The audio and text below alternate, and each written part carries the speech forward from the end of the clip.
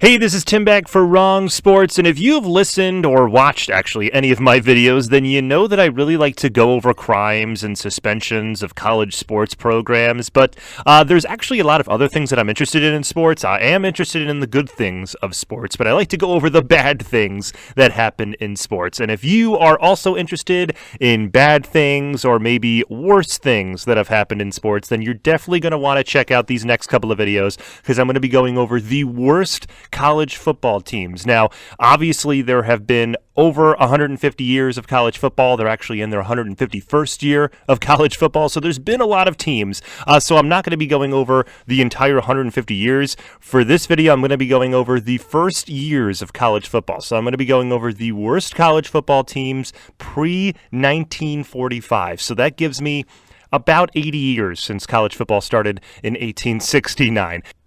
Now, the way this list is going to go, it's not going to be a ranking list. It's going to be a list where I'm going to tell you all the teams in chronological order, and then I'm going to tell you where I think they would fall on my list of worst college football teams. And I'm going to tell you based on top 15, top 10, or a top 5 worst college football team. And when we get to the top 5 worst teams, I'll tell you if I think this is like the worst team or maybe a top 2 or 3 worst team. There's going to be a few of those as I get through this list. Now, how I got this list was going through the ESPN College Football Encyclopedia, as well as also going on collegefootballreference.com, which if you're a college football fan, both of those references are great. So let's start out the list with the oldest team that I have on this list is the 1886 Tufts Jumbos, and they were the first real bad college football team. College football was only in its second decade, and most of the teams that were playing at this time were really, really good. There was Princeton and Yale, and they both played close to 10 games or maybe more than 10 games a season, and they basically went undefeated or close to it.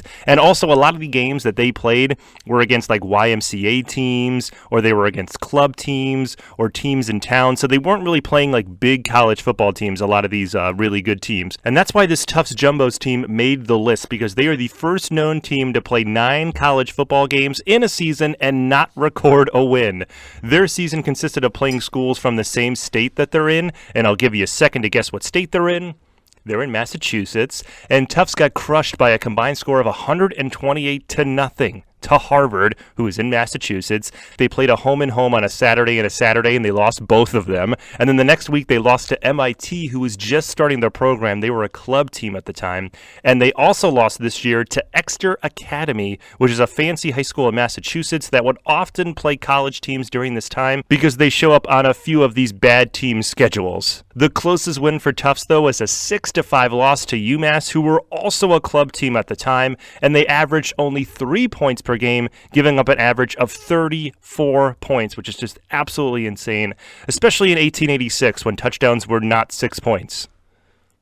All right, we're going to another old team on this list, and we're staying in the 1800s. This college football team no longer plays as they eliminated football in 2000, but they were one of the oldest teams as they started playing college football in 1878. But this team is slightly different than the others, as this squad does have a win on their record, but it wasn't really a college team, and I'll tell you more about that in just a second. This team is the 1889 Swarthmore Garnet Tide football team.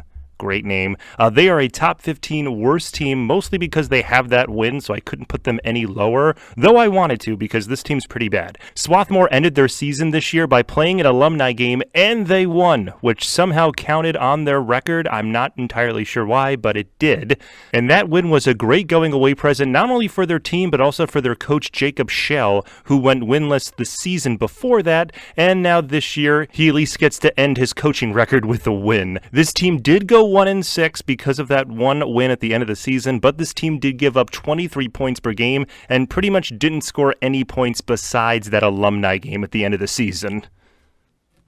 All right, we are still in the 1800s with another team from the Northeast. This is Williams College of 1897. They are a top 5 worst team. And I'll tell you why, because they only scored 1 touchdown this season. In 8 games, they gave up 197 points. They did have a really tough schedule, though. They did play Cornell, Dartmouth, and Yale. They lost 42-0 to Cornell, 52-0 to Dartmouth, and 32-0 to Yale. And Yale, they were the national champions that year. So they really did have a tough schedule. Plus, Williams College also got shut out by Harvard this year, too. So they basically played like a murderer's row of college football programs before 1900. The closest win they got this season was a tie against Amherst College, but Amherst was basically on their level, so that is why I have to put this team in the top 5, and because they only scored 1 touchdown in 8 games, so they averaged less than a point per game.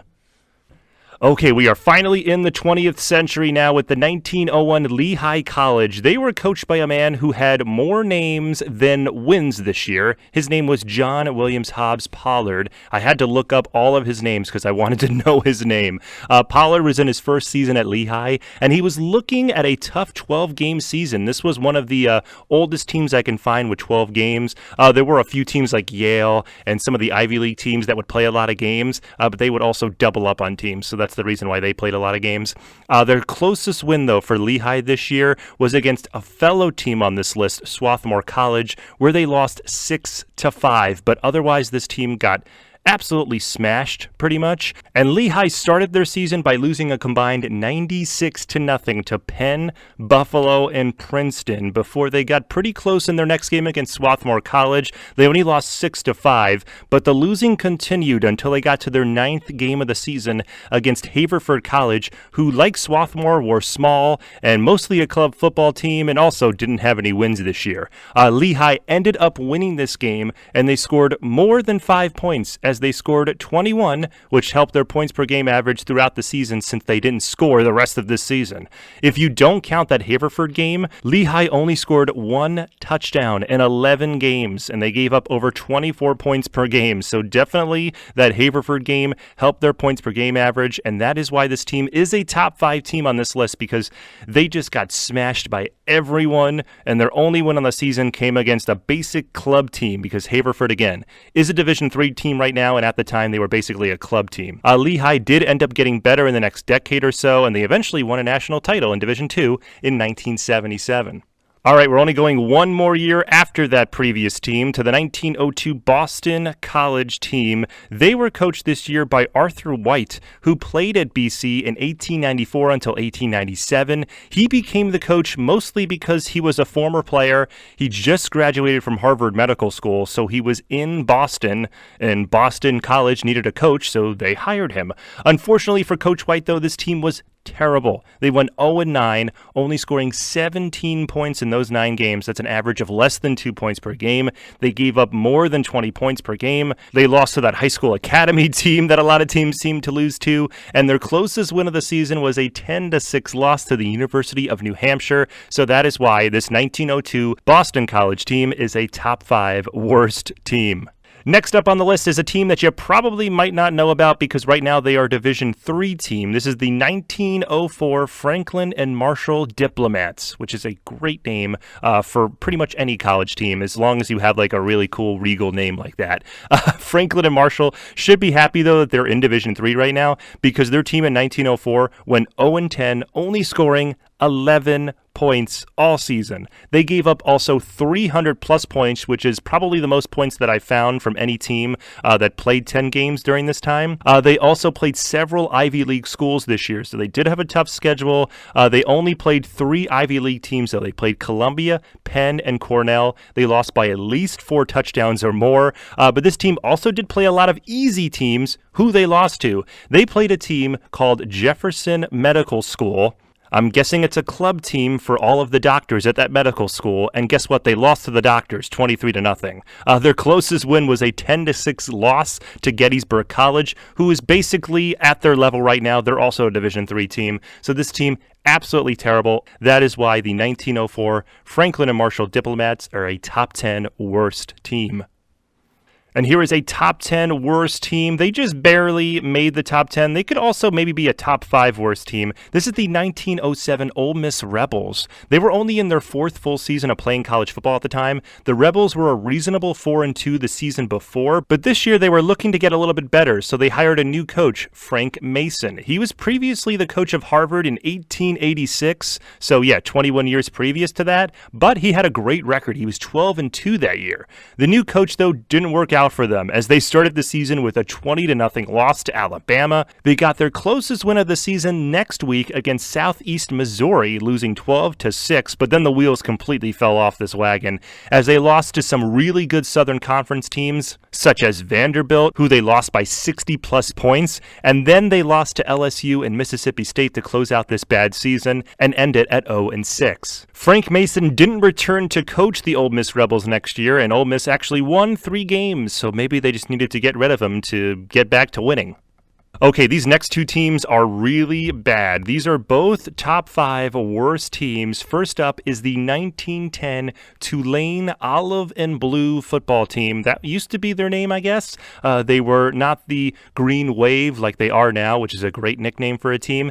This team is like the previous others in that they went winless, but unlike the others, Tulane didn't score a touchdown this season. Tulane played 7 games. They lost them all, but they definitely had the worst offense of any of the teams on this list because they scored only 6 points in 7 games, only scoring twice on field goals. Their schedule was probably the hardest, though, out of all of them, too, because they played all Southern powerhouses like Alabama, Texas A&M, and Central College, who were Southern Conference champions this year. Their closest win, though, was a 2-point loss as they lost a 5-3 slop fest to Alabama this year, who were 4-4. But don't worry, the badness didn't last long, though, as the next year they got a whole lot better. They went 5-3-1. But this 1910 Tulane team, definitely a top 5 worst college football team in the early years of college football. Next up is the team that I would probably say is the worst team, but they're definitely a top 5 worst team. This is the 1916 SMU Mustangs, and this was the second squad that SMU would run on the field, and it was worse than their first season. SMU also played a tougher schedule than their 1915 team, as they started the season with traveling to Austin and Waco to play the University of Texas and the University of Baylor, respectively. They lost 74-0 to Texas and 61-0 to Baylor, so not a good start. Their defense was a little better, though, in their next game against TCU. They only gave up 48 points, but their offense was just absolutely atrocious. They only scored 3 points in those few games there. The team would only score 27 points all season, but somehow managed to not lose all 10 of their games as they tied Austin College 0-0, and they tied Southwestern University 9-9, so there's some of your points right there. The defense was pretty much dominated all year unless they played smaller schools, like in the games they tied, but they were awful in games against bigger schools, even giving up 100-plus points this season as they lost 146-3 against Rice. That is why this team is a top 5 worst team. Their defense gave up an average of 45.5 points per game this season, which probably set the record for a little bit, though I have found worse teams later on, and I'll tell you more about those when I get to other lists. And next up on the list is a top 10 team that you probably never heard of because they changed their name back in the day. This is the 1926 Western States Mountaineers. If you don't know who they are Western Colorado right now. And this team back in the 1920s might be the reason why they changed their name. There are a few years for this team during the 1920s and 30s that you could pick for the worst college football team ever. That is how bad they were. So it took me a little while to find their worst one, but I'm going to be picking 1926 because they scored the least amount of points this season and were only close in one game, which was their first game where they lost 3-0. Otherwise, this team was pretty bad. They did score the most points of the season next week where they lost 21-13, and that was pretty much it, as they would get shut out in 5 of their next 6 games, giving up 225 points, including losing their season finale to Wyoming 71-0. Western would only win one game from 1926 to 28. They gave up a whopping 750 points during that time, or close to 40 points per game, which in the 1920s was a lot, like I mentioned before. We are now getting into the 1930s with a top 15 worst team. This team was coached by former Notre Dame great at quarterback Frank Corrido. He was a perfect 19-0 at quarterback for Notre Dame in 1929 and 1930, which was also Knute Rockne's final years at coaching, so he was Knute Rockne's final quarterback. Only 2 years after that, though, at the age of 24, he was given his first job of head football coach at Missouri and did the opposite of his famed QB run at Notre Dame. He won only 2 games in the first 2 seasons at Missouri, including beating Oklahoma in 1932, but the school was looking for improvement going into 1934, and they thought maybe it would happen, as they started with a tie in their first game. It was a 0-0 tie with Colorado, but nevertheless, this was the best it was going to get, as they proceeded to lose the next 8 games, giving up an average of 21 points per game and only scoring 3 points per game. That might seem close, but this was during the time when all teams ran and defense was saving this team from basically becoming worse than they should be. The closest game, though, in which they scored was a 13-6 loss to Nebraska. So that is why I put 1934 Missouri Tigers as a top 15 worst team.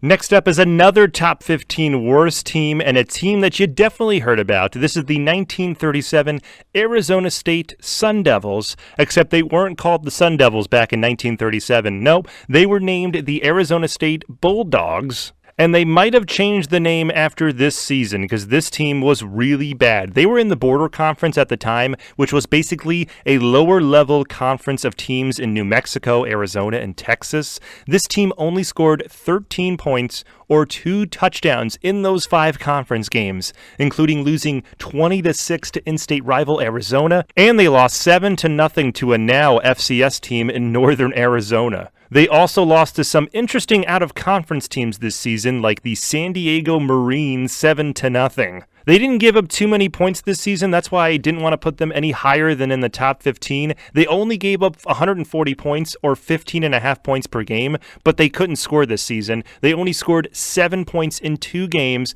and their average was 3.5 points per game. Obviously, Arizona State would get a whole lot better after World War II, and they're now in the Pac-12, so they're doing a lot better. And we're going to be staying out west for another top 15 worst team. This is the 1939 Wyoming Cowboys. This team was coached by a new coach, Joel Hunt, who took over for Wyoming legend Willard Witt, who won the first NCAA basketball title for Wyoming. Hunt wasn't more than he bargained for, as Wyoming was not good. They started this season losing 6 straight and not scoring more than a touchdown in any of those games. They got close to a win in their 7th game against Utah State, but they still lost 20-13. Before they ended the season, they were locked in a 7-7 tie with BYU at home to finish their season 0-7-1. This team didn't get any better than next year either, as they won their first game to break their year-long losing streak, but they finished 1940 with a 1-7-1 record. This season, though, Wyoming Cowboys averaged 6 points per game, giving up 30-plus points, so that is why they made this list too. All right, we only got a few more of these teams left, so let's get through them because this next one is a doozy. This is one of the worst college football teams ever. You'll actually see them on a whole bunch of lists of worst college football teams. That's how bad this team was. This is a top 5 worst team. This is the 1942 New Mexico State Aggies. And actually, New Mexico State wasn't that bad until the 1940s because they won the Border Conference back in 1938. But with World War II starting, most college-age men, if not all of them, went to war, which hurt dozens of college football programs all around the country, including New Mexico State's.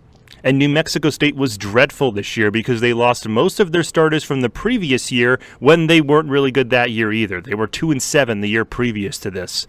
This season started with them playing a mid-major team, basically, in western New Mexico. They actually won that game 27-6, and this was the only bright spot on their season. Legit, it was their only one, because they would lose their last 8 games, giving up over 220 points during that time, only scoring 1 touchdown in 8 games. Oh, and to continue the badness of this team, they also lost to Arizona State, who were just as awful as them, and actually Arizona State shut out New Mexico State too. And New Mexico State would continue this bad season by getting shut out to their in-state rival, University of New Mexico, 32-0, and they would end their season by scoring a touchdown, but then they gave up 10 touchdowns in their game against UTEP to end their season with a 61-6 loss. Also, here's another factor why I had to place this team in the top 5, and like most people place this team in the top 5. Their conference that year, the Border Conference, and most of the decade, that conference was rated the worst, and this team couldn't score against them, so that shows how bad they were.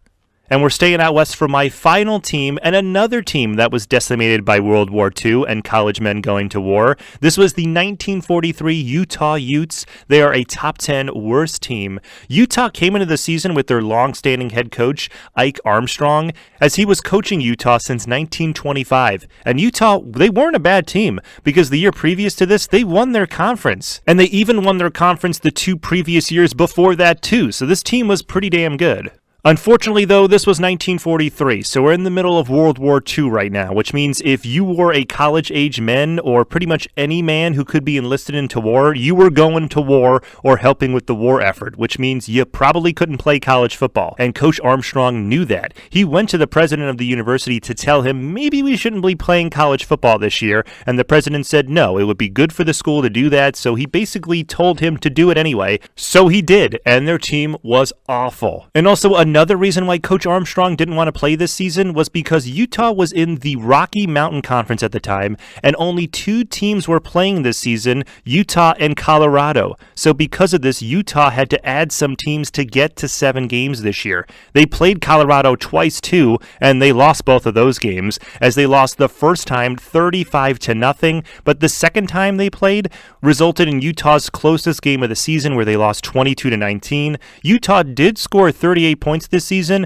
but it was actually in 2 games where they scored 19 points each, versus Colorado the second time, and then when they played Nevada. But they got embarrassed a bunch of times this year, as they gave up 55 points or more 3 times, and they gave up an average of 42 points per game this season. This was Utah's only winless season since their first season in 1895. So that is why they made the list, but it was really unfair for Utah, since clearly they had no men to play, and pretty much anyone that could put on a jersey was thrown on the field.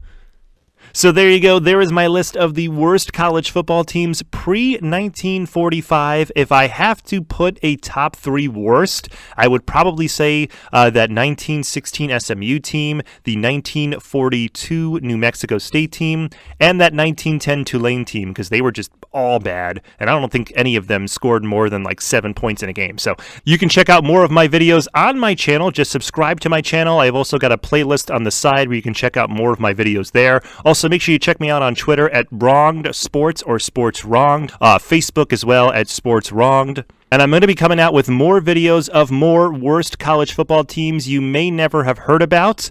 And hopefully your favorite college football team doesn't make the list. So stay tuned for more of those videos. And thanks for checking out Wrong Sports.